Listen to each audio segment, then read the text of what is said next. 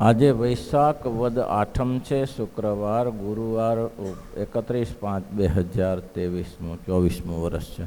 પ્રશ્ન ગોપાળાનંદ સ્વામીનો છે.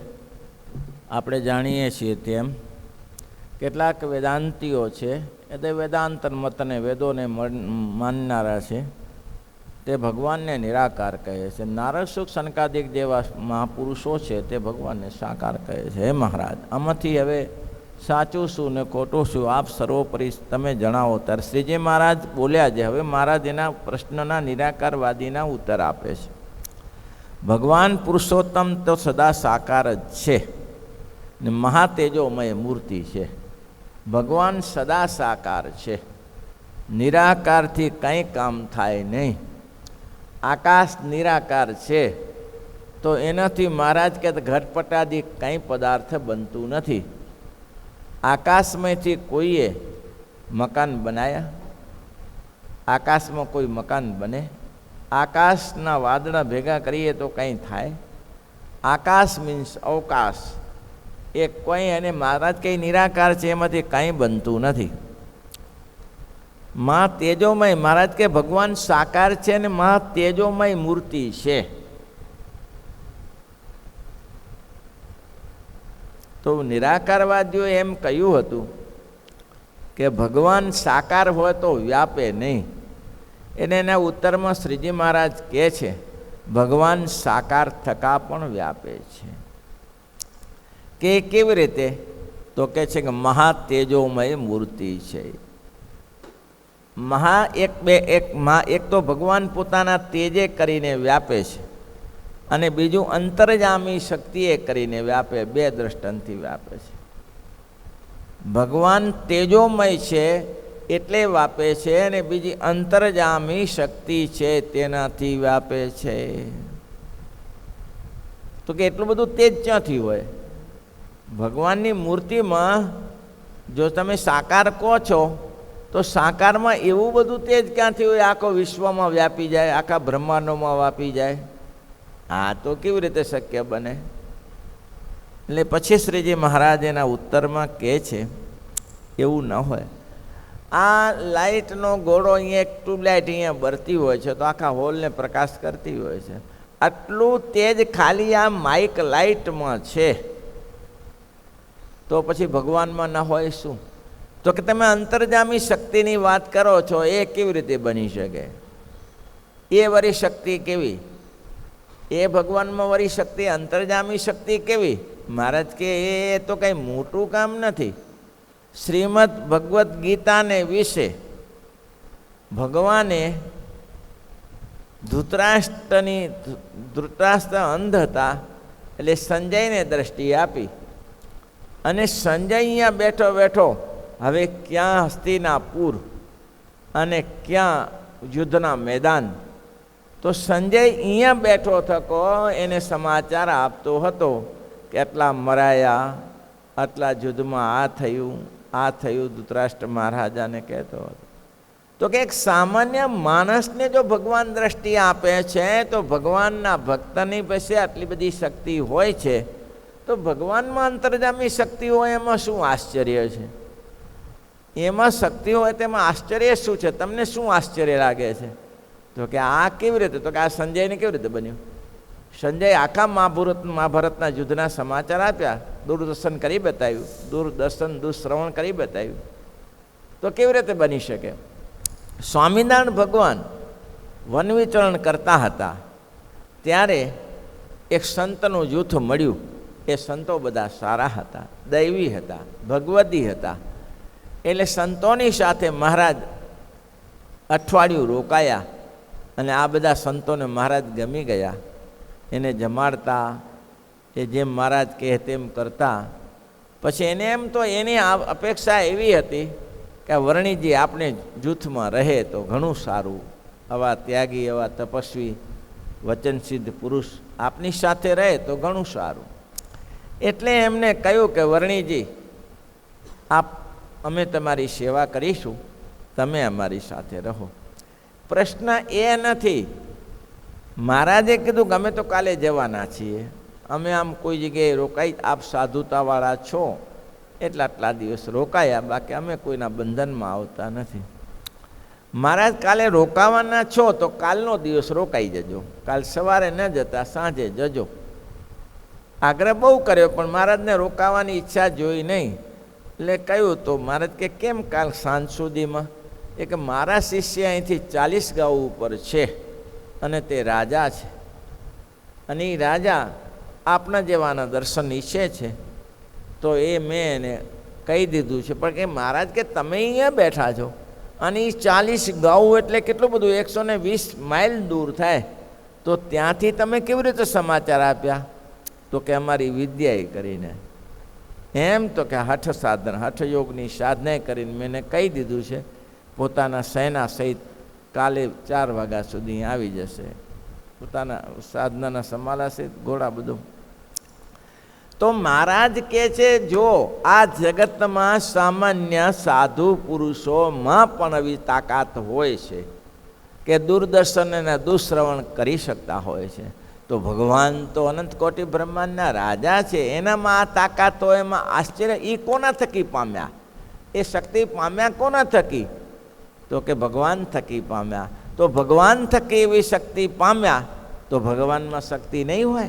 એક સામાન્ય પુરુષમાં. બીજું દ્રષ્ટાંત આપ્યું કે જ્યારે સુખદેવજી 12 વર્ષ સુધી પોતાના માતાના ગર્ભમાં રહ્યા અને 12 વર્ષ પછી એના પિતાશ્રીએ સુખદેવજીને કહ્યું પુત્ર બહાર આવો, તમારી માતાને ભારરૂપ ન થાવ. ત્યારે સુખદેવજી કહ્યું કે હું ફૂલની પાંખડી જેટલો પણ ભારરૂપ મારી માતાને થતો નથી, પણ તમે તો બારે આવી જાઓ ને. તો કે બારે ના આવી શકાય, આ માયા મને ફસાવી નાખે, હું માયાથી વિરક્ત છું.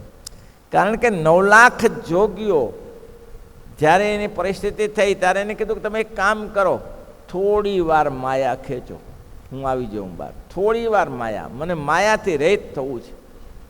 તો કે માયા કેવી રીતે ખેંચી શકાય? વ્યાસ નારાયણ કે આ ચક્રથી તો દુનિયા આખી ચાલે. બાપને દીકરામાં હેત થાય, પત્નીમાં હેત થાય, પતિને પત્નીમાં હેત થાય, આ બધી ચક્ર છે નથી ચાલે. એટલે પક્ષીઓમાં એવું હેત થાય છે.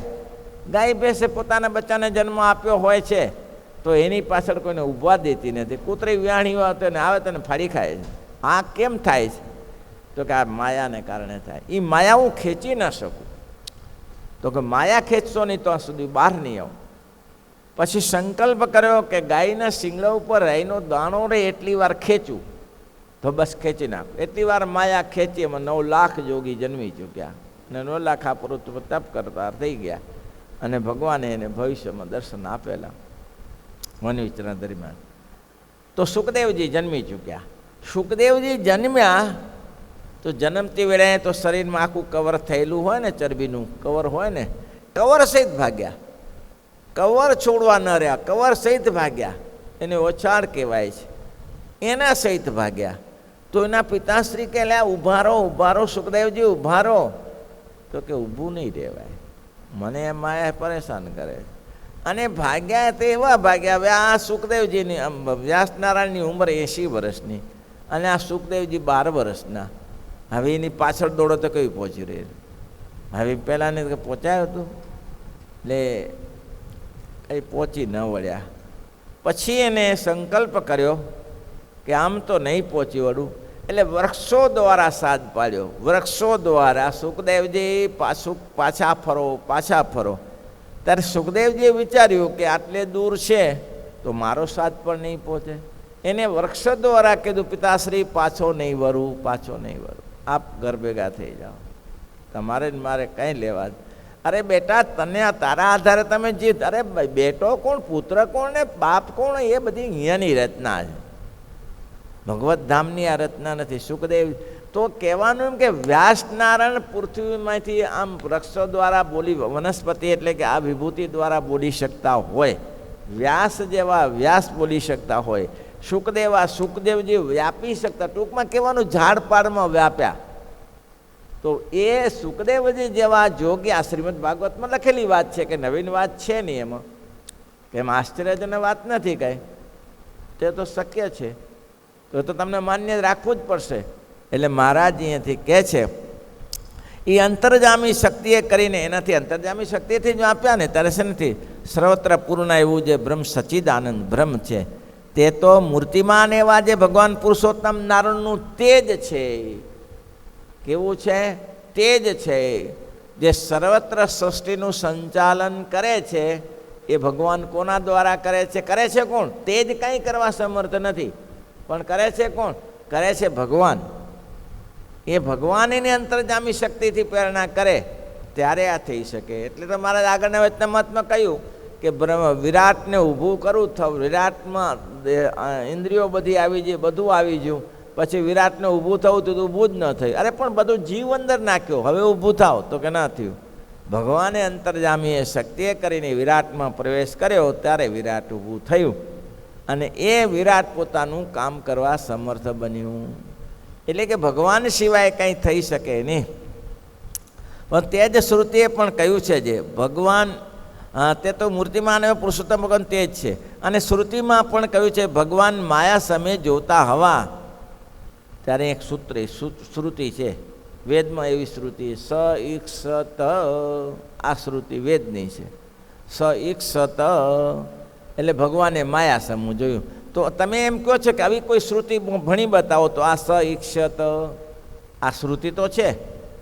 ભગવાને માયા સમૂહ, જ્યારે સૃષ્ટિ પ્રલય થઈ ગયો, જ્યારે આ વિશ્વનો પ્રલય થઈ ગયો ત્યારે માયામાં બધા જીવાત્માઓ સૂતા હતા. ત્યારે ઘણા સમય પછી ભગવાનને એમ થયું કે હવે આ સૃષ્ટિ કરવી જરૂરી છે, હવે જીવ માયામાં થાક્યા છે. ત્યારે સૃષ્ટિ કરવા માટે શું? તો કે ભગવાને સ ઈક્ષત માયા સામે જોયું. તો માયા સામે જોયું તો વેદાંતીને કહે છે કે ભગવાનના હાથ પગ ચરણાદિક નથી કીધું. આગળ કહ્યું ને બીનું પદ ચલ એ કરમ કરના, બીનું પદ ચલ એ કરમ કરના. બીનું પગ ચાલે છે ને કર્મ કરે છે એમ તમે કહ્યું. આનન રહિત સકલ રસ ભોગે, આનન રહિત સકલ રસ. બીનું બાની બક્તા બળ જોગે, બીનું બાની બક્તા બળ જોગે, આનન રહિત સકલ રસ ભોગે, આનન રહિત સકલ રસ. તમે એમ કહ્યું કે આનન રહિત સકલ રસ ભોગી, ભગવાનને મુખારવિંદ નથી. તો અહીંયા તો સઈક્ષત એમ લખ્યું છે, વેદમાં તેમ કહ્યું છે તેને માયા સમૂહ જોયું. તો માયા સમૂહ જોયું તો આંખ જ હતી, કાન નહોતા, નાક નહોતું, મોઢું નહોતું, હાથ પગ નહોતા. એટલે આ મૂર્ખાઓ એટલું તો સમજી રાખવું જોઈએ કે જોયું તો આંખ હતી તો હાથ પગે હોય, તો ભગવાન કરચરણાદિક સહિત થઈ ગયા, તો એ તમારી શ્રુતિ માન્ય ન રહી. ભગવાન આનંદ રહી તે છે એ શ્રુતિ માન્ય ન રહી. ભગવાન સદા સાકાર છે. જ્યારે તેને જુએ ત્યારે શું એકલી આંખ જ હોય, હાથ પગ પણ હોય, માટે સાકાર પણ સાકાર રૂપનું પ્રતિપાદન થયું. વળી જેમ સમગ્ર જળ છે તેના જીવ જે વરુણ તે તો પોતાના લોકને વિશે સાકાર છે. જળ છે વરુણદેવ અને એ બધી શ્રુતિઓ પ્રમાણ કર્યું છે. વરુણદેવ સાકાર છે, અગ્નિદેવ સાકાર છે, આ બધી શ્રુતિએ માન્ય રાખ્યું છે.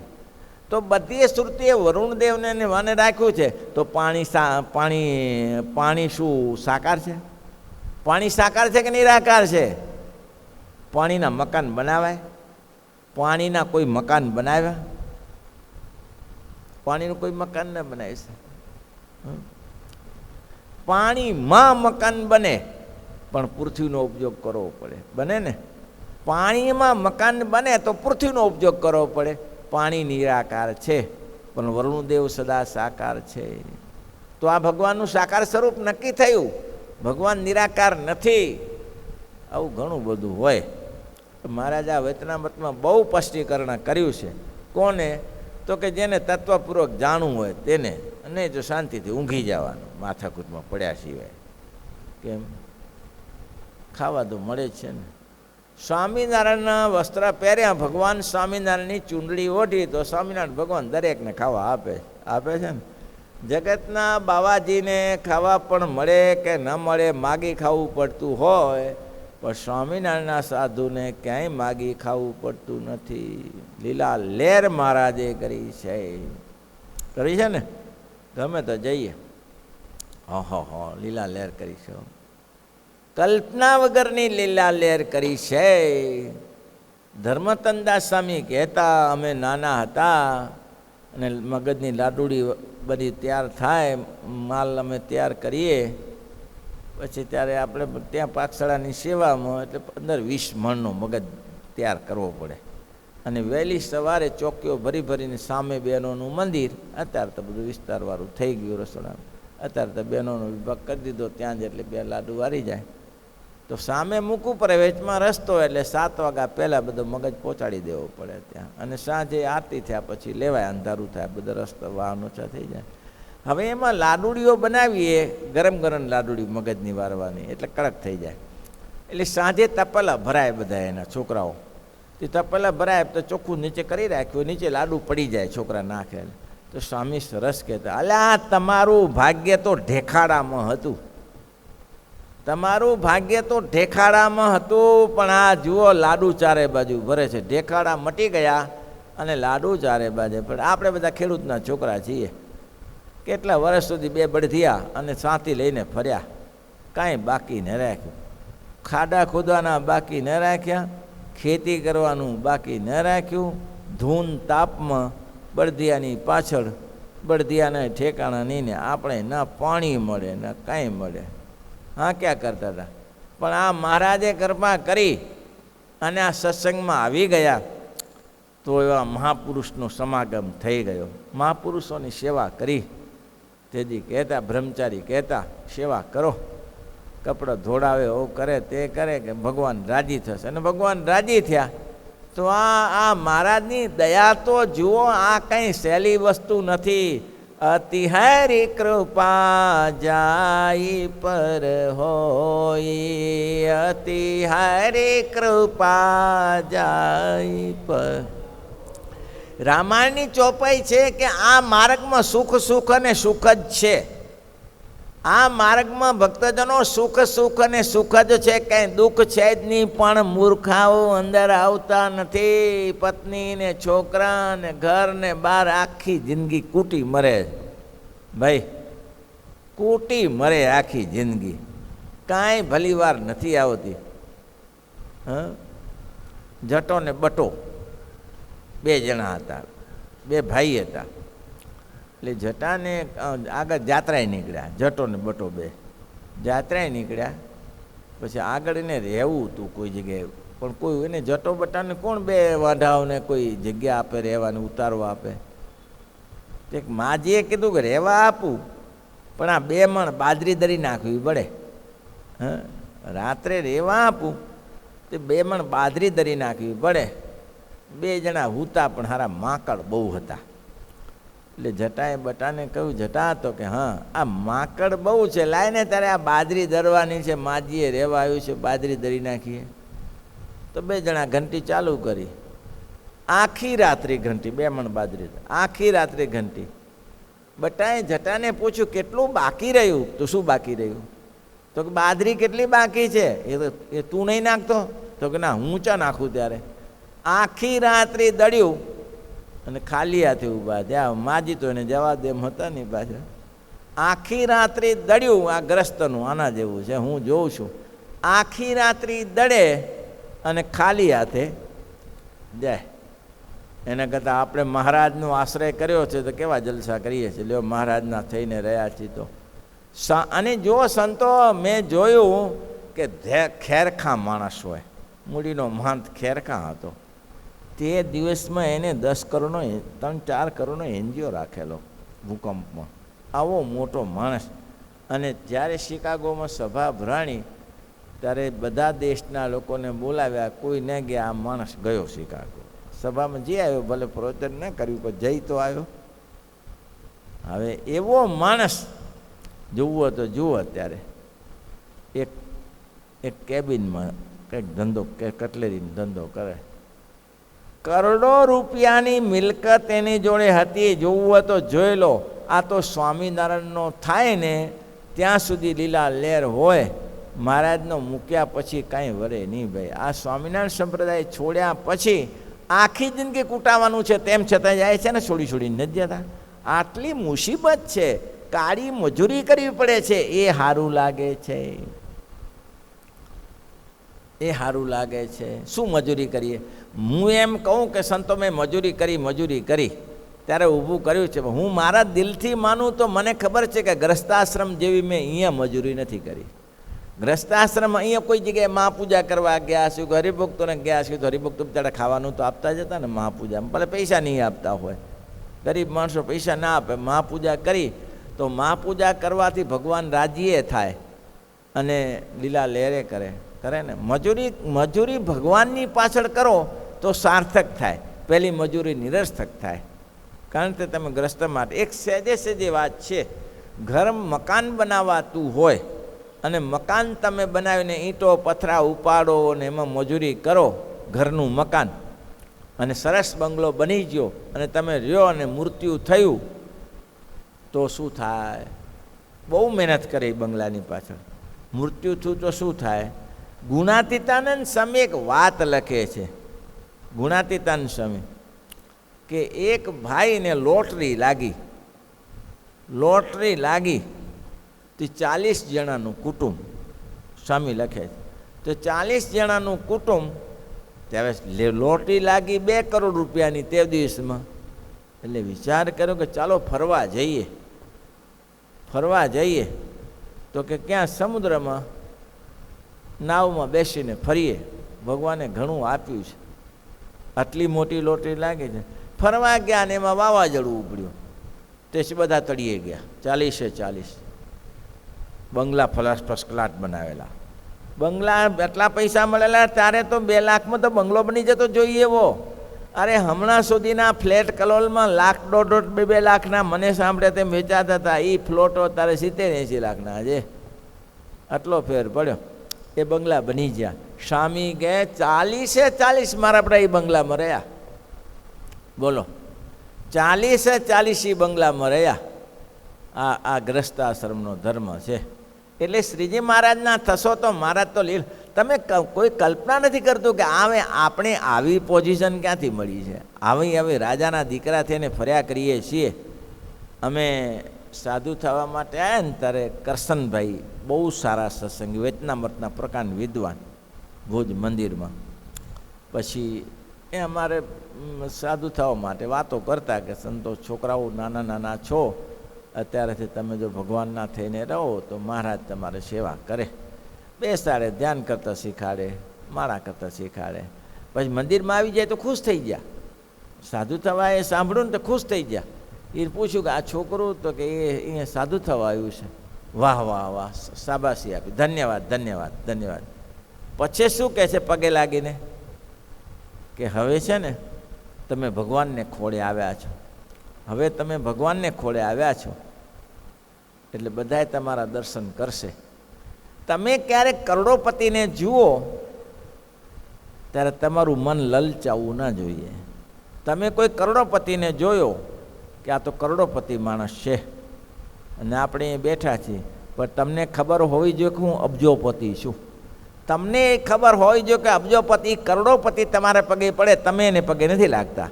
કેમ પગે? તમારી પાસે કંઈ વધારે છે ત્યારે પડે તમારે. મારી પાસે વ્યાસ સાહેબ આવતા હતા ભણાવવા માટે.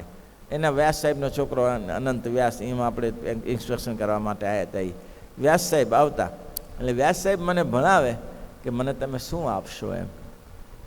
એટલે હું તો મૂંઝાણો કે હવે આપણી પાસે ભુજમાં તો ક્યાંથી પૈસા હોય, અમારા ગુરુએ મૂકેલા. મને તમે શું આપશો સ્વામીજી એમ. મેં કીધું સાહેબ આપને શું જોઈએ, તમે કંઈક આપો તો. મેં કીધું અમારી પાસે તો સાહેબ શું હોય એમ. કે તમારી પાસે હોય અમારી પાસે ક્યાંથી હોય, તમારી પાસે હોય એ અમારી પાસે ક્યાંથી હોય એમ. મેં કીધું શું અમારી પાસે હોય? સ્વામી, સંપ્રદાયમાં ઘણા શાસ્ત્રો છે, મને દરરોજ એક વચનામૃત સંભળાવજો અને સમજાવજો, આટલું કરજો તો મારી પરિપૂર્ણ કામ છું. હું એમ માનીશ કે તમારે હું આપું છું એના કરતાં તમે મને વધારે આપો છો એમ માનું, કારણ કે લીધા વગર તો અપાય નહીં કોઈને. તો આપણે વચનામૃત જેવું શાસ્ત્ર એને વચનામૃત સંભળાવીએ અને બે વાત સરખી સંતોની પાસે સાંભળાવી તો કહીએ તો ખુશ થઈ જાય. અને એને છેલ્લે એટલી બધું મહિમા સમજાઈ ગયો. છેટ હું અમદાવાદ આવ્યો તો અમદાવાદ મને 4 મહિના રહીને મારું છેલ્લું પેપર પૂરું કરાવ્યું, એને છેલ્લું વર્ષ પૂરું કરાવ્યું. કેમ? તો કે એમ માને છે કે સંતોની પાસે ઢેગલા છે, આપણી પાસે કંઈ નથી. તેમ આપણે સંતો એવું માનવું જોઈએ કે આપણે સ્વામિનારાયણના ખોળે બેઠા છીએ ને મહારાજે વચનામૃતમાં કહ્યું જેવું રાજાનું રાજ છે તેવું રાણીનું રાજ છે, જેવું રાજાનું રાજ છે તેવું રાણીનું રાજ છે. એટલે આ વચનામૃત સમજવાય ન સમજાય, તમે અત્યારે નાની ઉંમરના છો તો દરરોજ એક વચનામૃત લઈને બેસું અને એનું ઉપર મનન નિધિધ્યાસ કરો. બાકી તો કંઈ ચિંતા નથી, રોટલા મળી જશે પણ તમારું તત્વજ્ઞાન તમને અમુક સમય કામ લાગશે. તમે જે જ્ઞાન મેળવ્યું હશે ને કામ લાગશે. ઠીક છે, કાલે શ્રીપતિમ શ્રીધરમ સર્વદેવ